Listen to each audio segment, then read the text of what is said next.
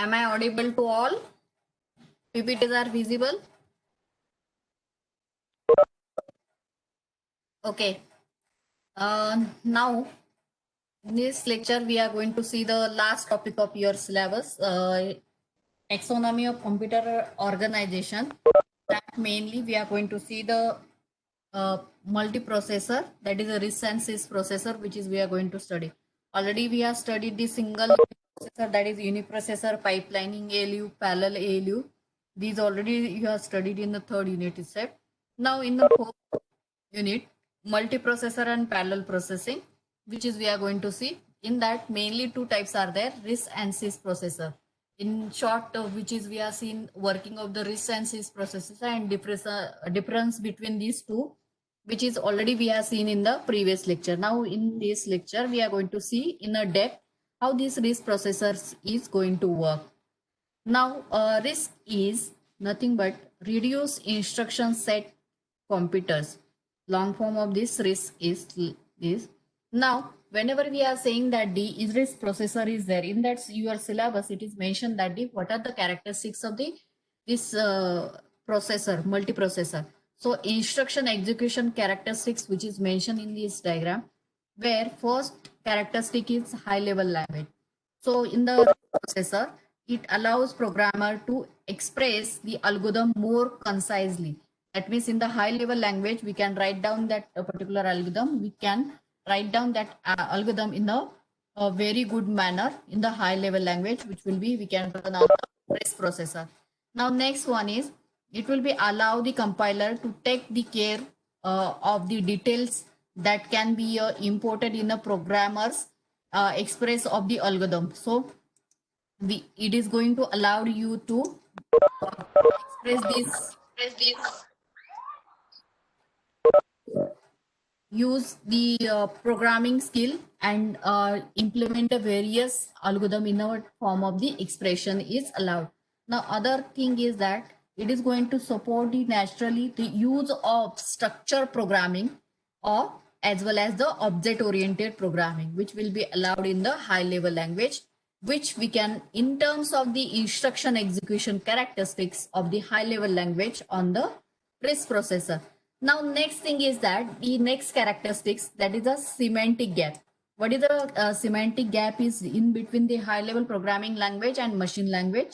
That gap, how it will be overcome this gap, which is explained here. So this gap is nothing but the difference between the operation provided in the high level language and the operation which is provided on the computer architecture. So difference between these two things is nothing but the semantic gap, and gap is nothing but the symptoms of the gap which will be aligned to execution of inefficient excessive machine program size and compiler complexity. All these gap will be overcome with the help of this semantic gap. That is nothing but the in a high level language we can all these concepts are going to provided, and through that we can overcome this semantic gap of the RISC processor. Now next characteristic is operation performance. Here operation performance is determined by the processor, how this processor is going to interact with the memory, how much time is required, or what are the different functions which is used for the uh, performing this task, which is nothing but the operation performance of the processor, which is used for the RISC processor. So here it is written that it determine the function to be performed by the processor and its interaction with memory. Now next characteristic is operand use. So operand is nothing but the for example, if you are writing the instructions in that number of registers which is you are using for the storing the value or loading the value, or you are using for the performing some operations, which is called as the operand on which we are going to operate, which is called as an operand. So what are the operands are used, the type of operand and the frequency of these their use determine the memory operation for the storing them and addressing modes for the accessing them. So for this to use these different operand, we have to use that particular operand frequently, and it will be determine, or it will be tell us the memory utilization or organization of the processor, and that will be done with the help of the addressing mode, which is we are accessing for them. That is the next characteristics. Now next one is execution sequence. So in the execution sequence, it will be determine the two things. First one is the with the help of the control unit, and second one is a pipelining organization of that particular processor. Depending upon that, execution sequence will be decided. Now control unit is responsible for the controlling the all operations which is we are executing on that particular processor, and pipelining organization is going to organize each and every instruction execution in a parallel with respect to the particular processor. That will be done in the instruction execution characteristic. Now moving to the next part of this processor, how we can implication means how we can implemented in the high level programming language that RISC processors are used. So first one is that in that high level languages can be the used for the supporting by the optimization of the performance of the most time consuming feature, like in a high level programming language it is going to use. Optimization means the best of the solutions which will be minimize the uh, execution time in terms of the performance, and it will be a less time consuming features should be used, which will be applicable in the high level programming language. How it will be implemented in high level language, that will be decided. Now the three elements which is used for this for the implementation of RISC processor, so the, which is mentioned here in this PPT. First element is use large number of register or use compiler to optimize register uses. So we can use the large number of registers, that is a it is uses a 32 up to 32 bit registers are used, or number of registers are more, and we can use the compiler to optimize that register uses. Means how can you utilize each and every register, that will be decided with the help of the compiler, the high level language. Second thing is careful attention need to be paid to the design of the instruction pipelining. That means the instruction pipelining will be provided, the multi-level pipelining should be provided, where we need to design the instruction pipeline very carefully in the high level programming language whenever you are using. And last one is whenever instruction is going to use, and that is going to predict the cost and that consistence with the high performance implementation. That means the whatever the instructions you are using, that will be give you the high performance of the implementation of that particular instruction. That is the three element characteristics which is used in a RISC processor whenever we are using the on that processor high level programming languages. Now next one is whenever you are using the large as I which we have seen that in the previous PPT itself, the large number of registers, first one, the large number of registers are used for the register files. Then what is going to happen in the high level programming language whenever we are using the processor? So registers store the faster than the both memory as well as the cache. So registers are temporary register which is a directly available on the processor, so it is going to store the faster value than the both main memory as well as the cache memory. So we can, because of that, we can use the large number of registers which is used for the storing the file. Now next thing is that the register file is physically small. On that same chip we can have a arithmetic logic unit and control units are there. Then for such units are there, in that shorter address and shorter addresses for the cache and main memory is going to provide it. Through that we can have a, we can use the small registers, small value of that register files. The next thing is that whenever we are allowing to use the frequently to access these registers, the operand which is we are kept in the register file, it will be minimize the register to memory operation. Register to the memory operation is nothing but the from register to memory we are storing the data. It may be a main memory or cache memory which is we are going to store. So depending upon these, two basic approaches are possible, which is implemented in RISC processor. That is the one. First one is software solution approach, and second one is hardware solution approach. Now, first one, so in the uh, use of register, first one is software solution approach. In the software solution approach, registers, uh, which is used for the RISC processor, which will be required the compiler to allocate the all registers where they are located. So require compiler to allocate the register. So how many registers are there? For example, n registers are there, and it will be allocated to the compiler for the allocation of the task. So NC is nothing but the compiler registers. Like this, we can allocate the in a software solution that is required. Next thing is that allocate the based on the most used variable in the given time. So for this register, whatever value we want to assign, that value should be assigned within a given time. That is the next should be done in a software solution. Third one is if you require a state program analysis, that will be done with the help of the software solution. It is easily possible. But as compared to the software solution, if you go for the hardware solution, in the hardware solutions, we can use the more register as compared to the software solution, because in software solution, number of variables which is used, that is nothing but the number of registers which is used for the particular program.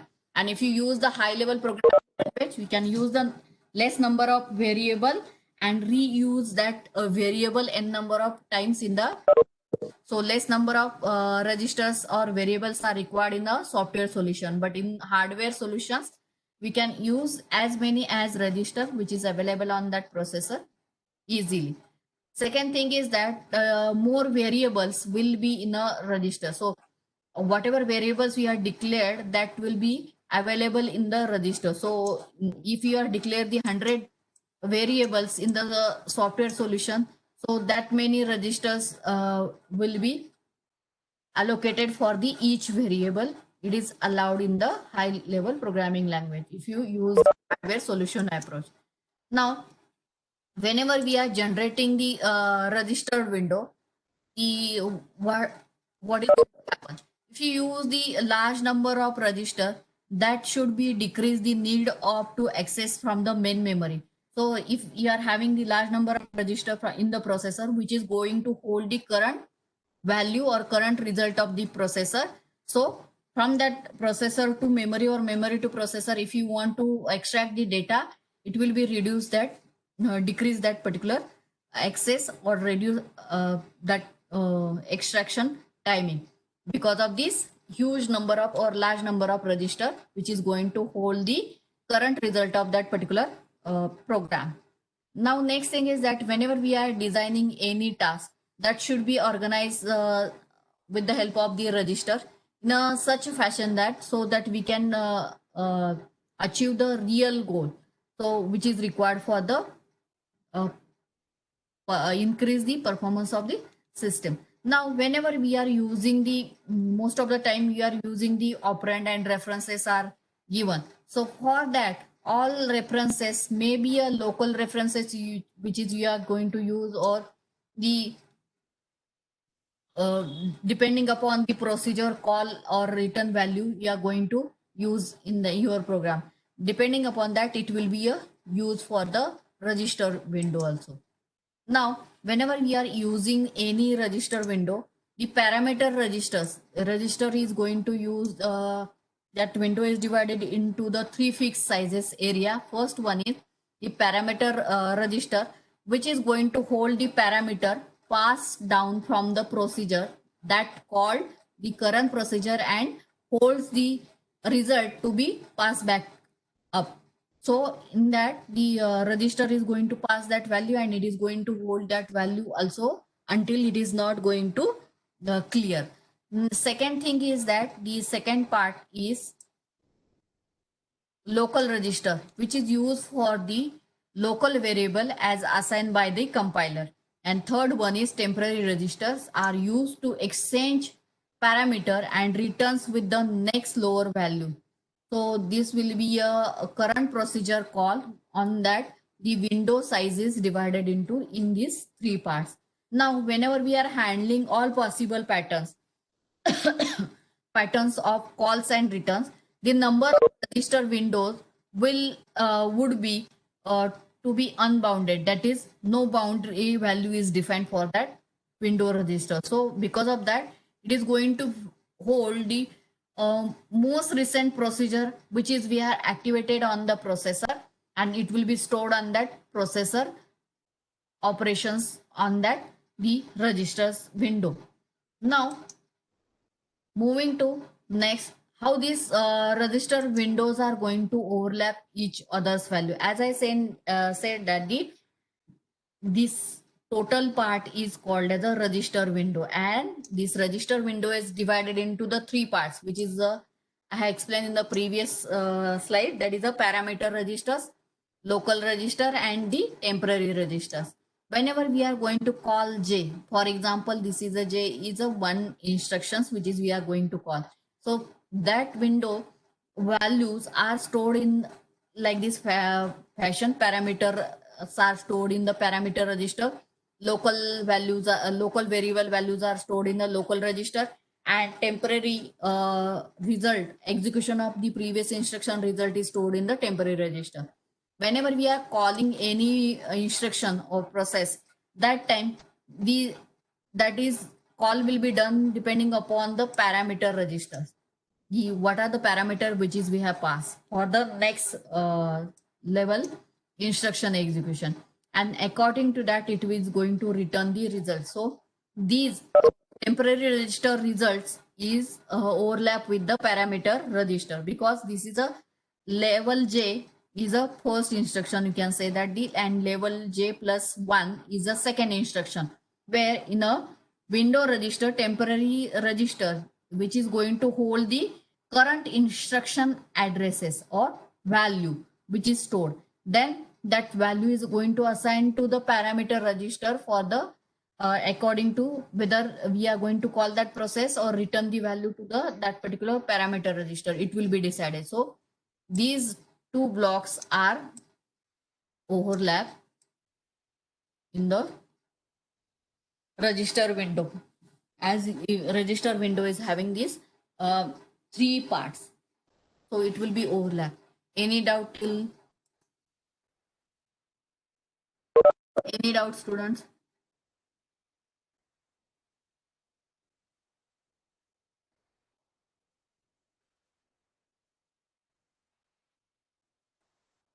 Any doubt?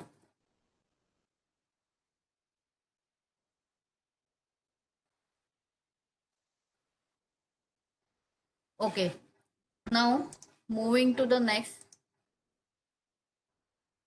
circular buffer organization overlapping window.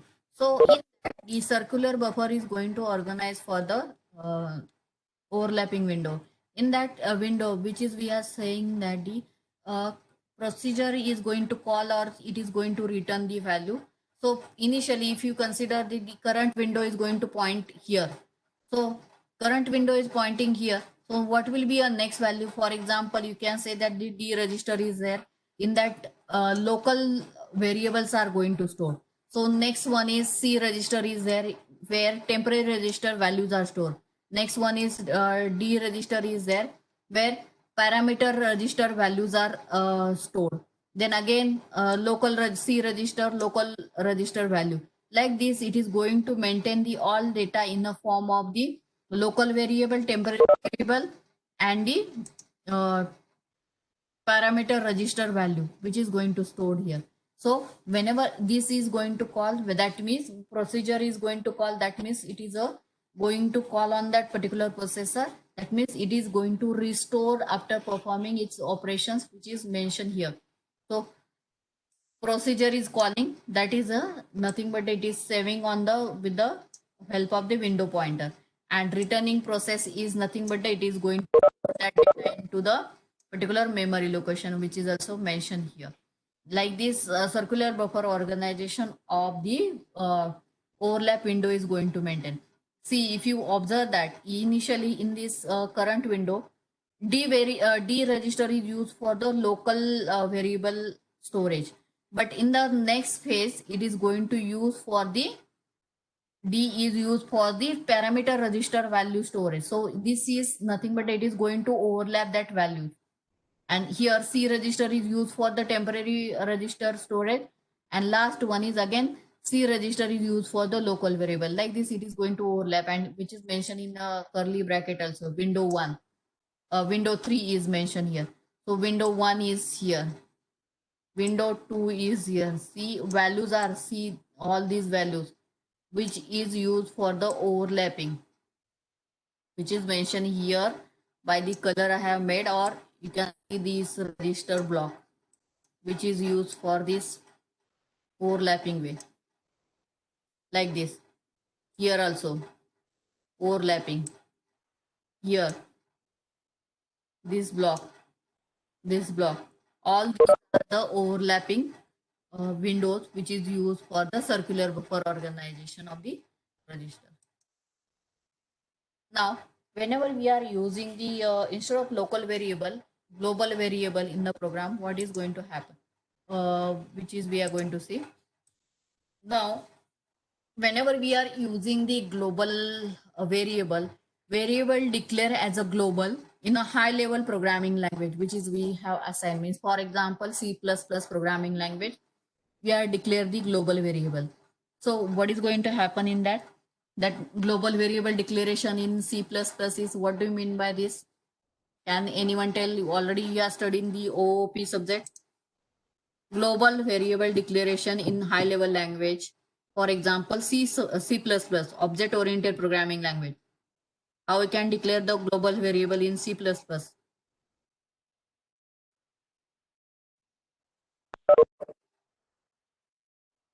Can anyone answer?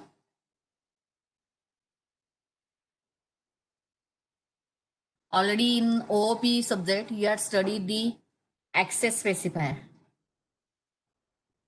Before main function, not before main function, within a main function, we can declare the global variable. Or in a class, we can declare the global variable. It is totally depending upon the access specifier, which is used in your C programming, C++ programming language. What do you mean by the access specifier? It will be give the where we can access that particular variables. In that, the in C++, there are 3 access specifiers are there. First one is private, second one is public, and third one is protected. So what do you mean by the private? If you declare the any variable or any function inside the class, it will be accessed within that class only. That is called as a private variable. Protected means if you declare any variable or any function in that particular class, it will be accessed outside that class if that class is inherited from the base class. That means from the base class, we have created the another child class, then only protected is going to allow. And public is nothing but the, if you declare the particular variable or function as a public, it will be accessed throughout that particular program. That is a public. So here global variable declare as a global, that is nothing but the public, that is in available in the high level programming language, which will be assigned the memory location by the compiler. But all machine instruction that refer to that particular variable use the memory reference operand, because it will be accessed throughout the program. So whenever we are using such global variable frequently to access some data from the memory location, so in that we have to implement some scheme which will be access that data from the memory location. So whatever currently we are having the scheme to access the data from the main memory, which is not sufficient, that is a insufficient scheme is there.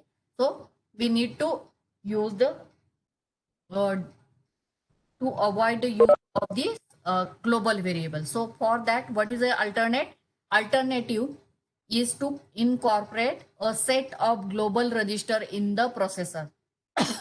Sorry. So we have to inform that these are the global register and these are the local registers. That's why in a program always we have used it to very less time we can use the global variable, all global variables. So register in that the registers would be a fix in the number and available to all process. That is going to happen if you use that global register in the processor.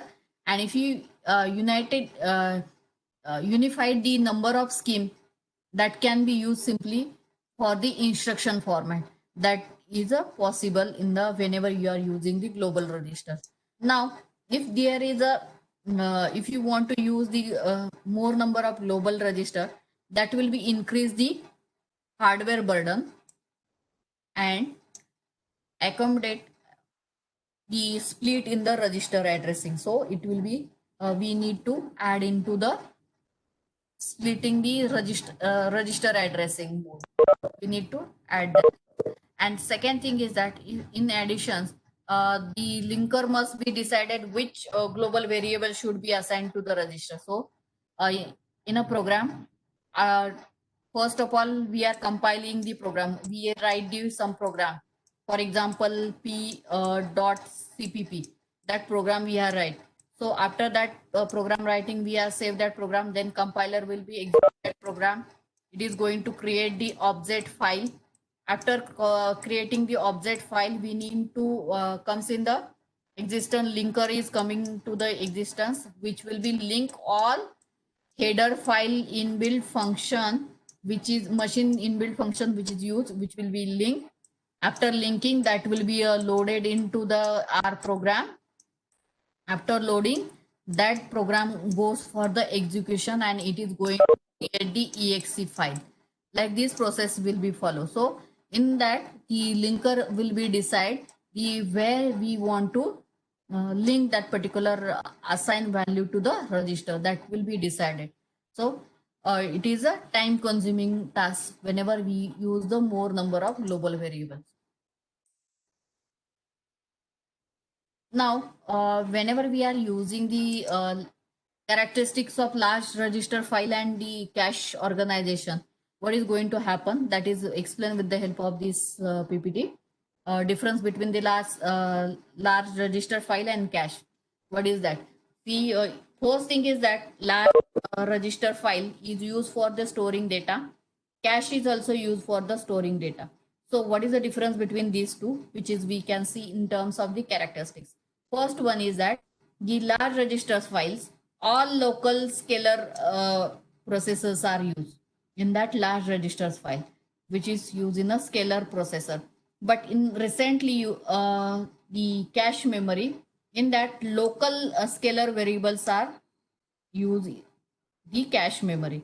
Next one is the large register files uses the individual variable for the each registers to allocate. But here in a cache memory, block of memory is used for the assigning the particular memory location of the cache. Next one is compiler assign a global variable for the large register file. But in a cache memory, recently it is used for the global variables. Cache memories are used. Now, the in a large register file, save and restore based on the procedure nesting path. Means here, save first or restore the content that is based on the procedure which is we have written in the deck. Depending upon that, it will be decided. But here in a cache memory, it is totally based on the cache replacement algorithm, which is used for the storing and saving the content of the content on the cache memory. Next one is in a large register file, register addressing mode is used, but in cache memory, memory addressing mode is used. Next one is large register files. It is going to use the multiple operand address and the access in a one cycle. It is possible, but here in a cache memory, one operand address and access per cycle is required. Now, next one is sys processor.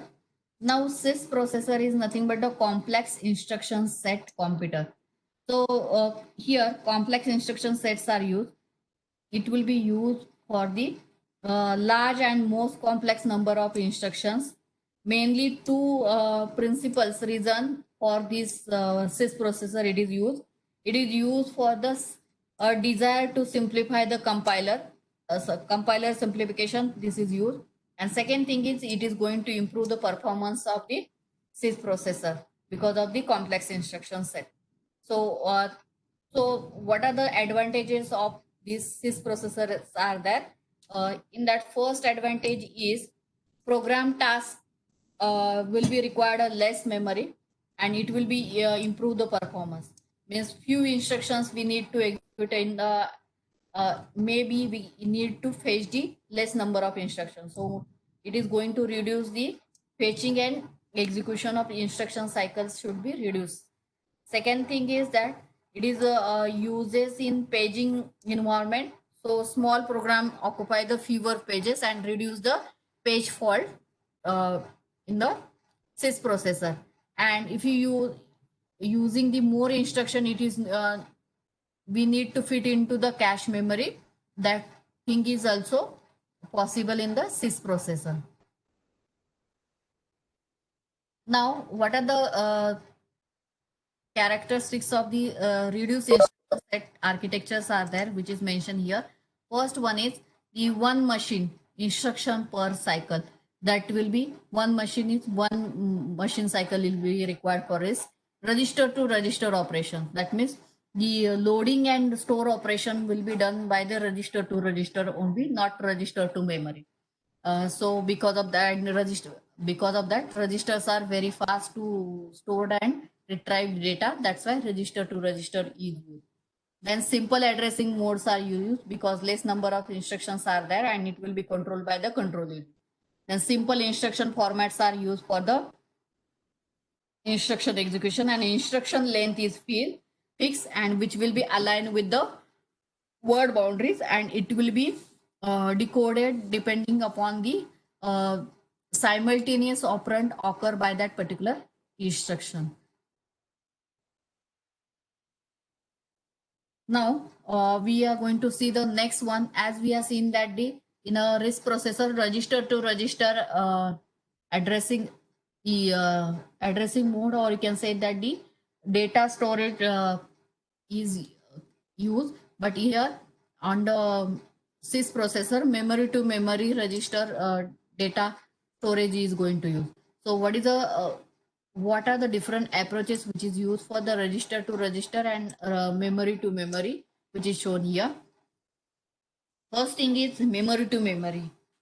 So in that memory to memory, it is given that the add B, C, A.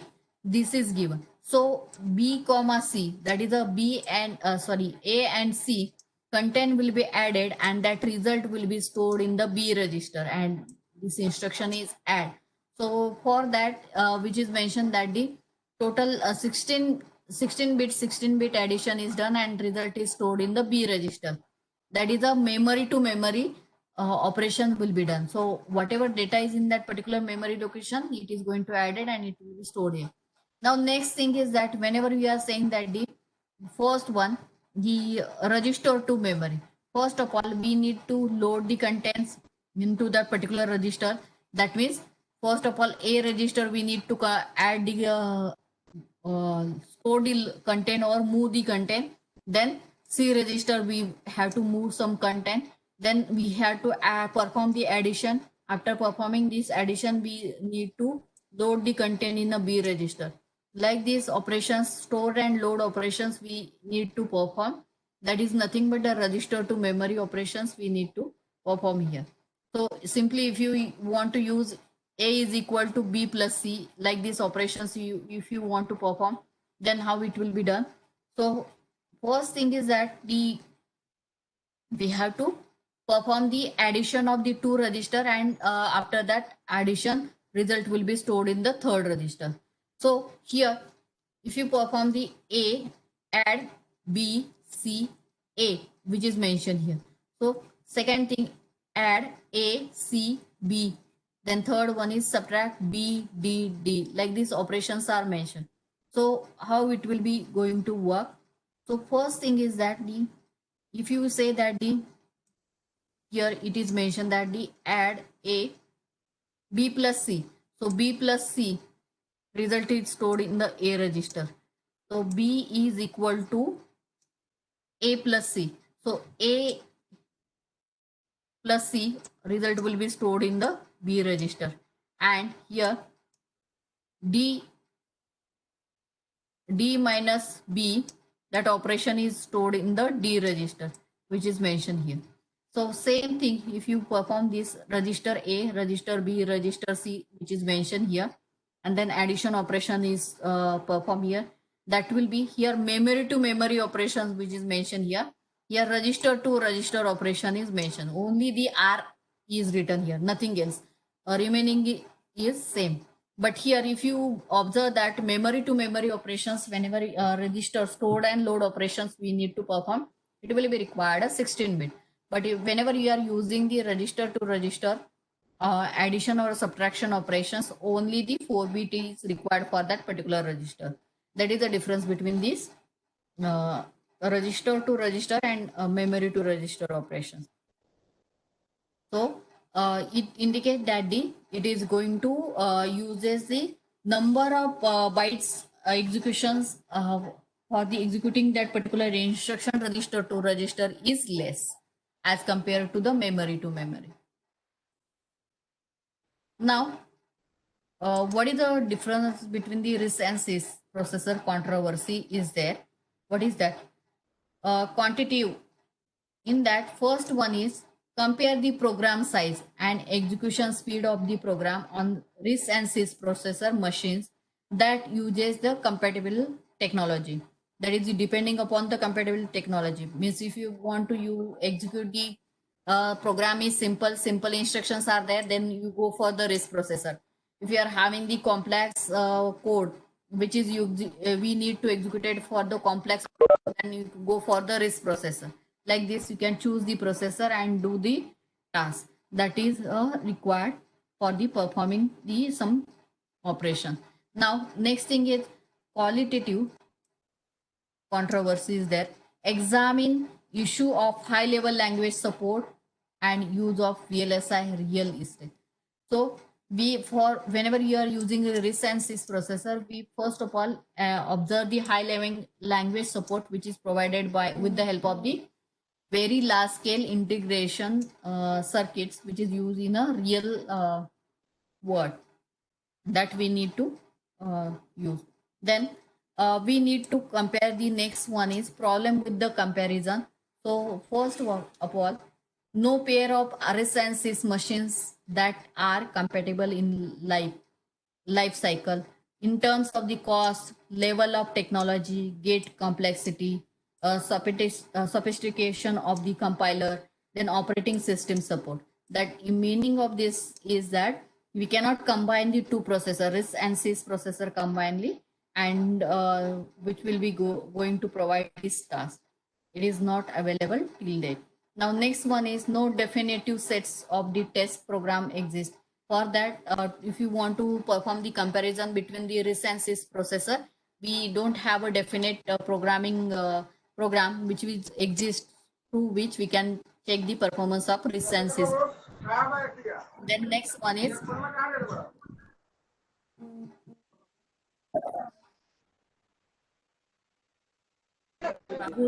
Rahul Gupta, please switch off your mic.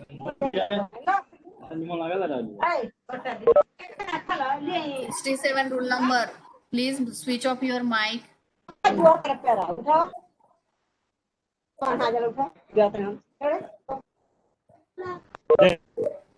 minute.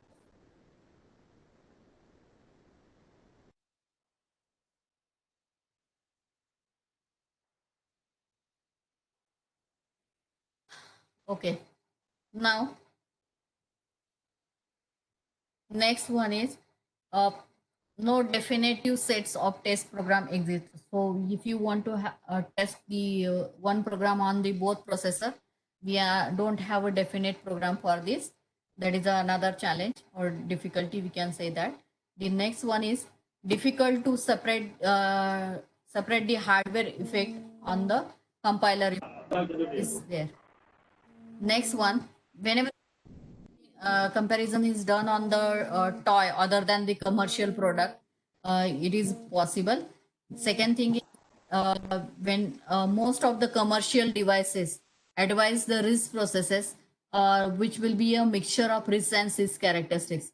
So RISC processor is used in that. The some characteristics of the CISC processor is also introduced in some commercial project one, but the business product it is not available. Okay, this is the end of your session. Do you have any doubt?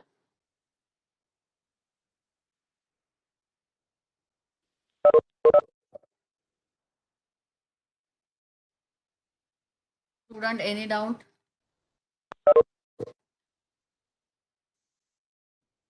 Okay, most of the groups are today you have to upload the TA2 videos. That's why I'm telling you.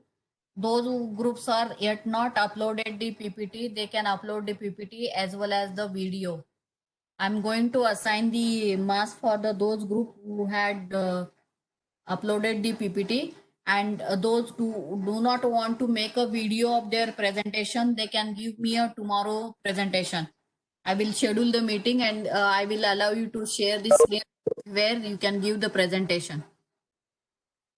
Not compulsory. That is up to the students. Those who are who want to upload the video, they cannot give the presentation, and those who are not uploaded, they have to compulsory give the presentation. I'm going to schedule a tomorrow meeting. The where your syllabus is finished here. All 4 units are finished. If you want any topic repetitions, anything, you can tell me. I will. Yes, no problem. From tomorrow, I will take the online presentation, live presentation.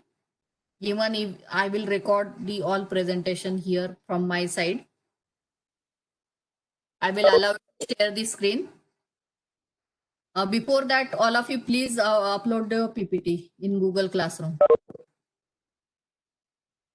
Most of the groups are uploaded. I think 15 to 20 groups are uploaded. Remaining groups, please upload it as soon as possible today. If you upload the PPT from tomorrow, your mass will be calculated out of 4. Today up to 5. Means today for TA2, mass will be calculated out of 5. From tomorrow, it will be calculated from the out of 4.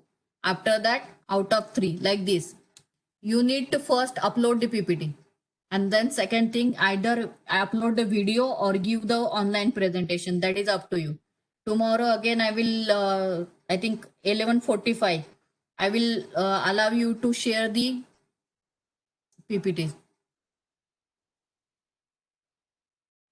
Okay, for that I have not made a folder, but in that I have created the event. In that created event, you can share your PPT privately with me, and that can be visible for me. And whenever we are sharing the privately to me, that time turn it on.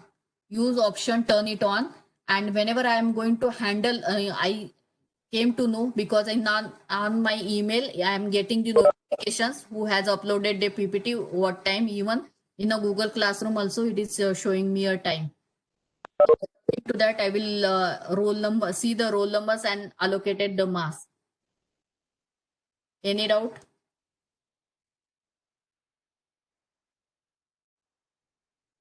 I think most of the students are going for the online video recording of their PPTs, and they are uploading on the Google Classroom. From them, I will directly assign the marks, and those who are only uploaded the PPT, I can consider that they are going to give a tomorrow presentation. And if you want to repeat any topic out of these 4 units, you please tell me so that I will share the according to that PPT and explain you. Your syllabus is finished and your CAE is from the 6th and 7th August. Remember this thing. And after, I think, second week of the August, I'm going to start the online practicals for the OS for the both division.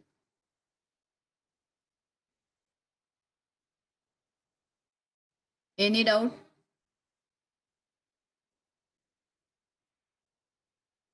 PPT and video both should be uploaded, not only video. Any doubt? Shall I end the session? Okay, thank you.